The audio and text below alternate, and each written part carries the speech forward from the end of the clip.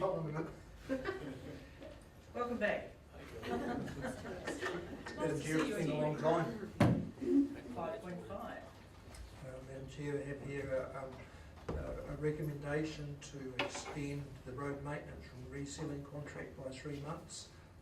About 6 or 8 weeks ago, we engaged a consultant to undertake a full review of how we delivered our road maintenance contract and the procurement associated with that. And through the development of that program, it would be cutting it very, very fine to be able to award a tender for a start or commencement on 1 July, and we're therefore seeking an extension of 3 months.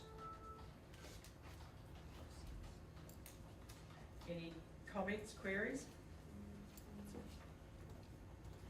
Do we have a mover for this motion? Madam Chair, I think this is one of our biggest contracts in terms of maintenance, that we need to get it right and we need to go out to the market with a correct document to get the prices coming in effectively. So I would certainly move the extension of 3 months. Thank you, Councillor Hickling. Are you you're still having some sort of difficulty getting hold of tender applicants? Like, what's the market like?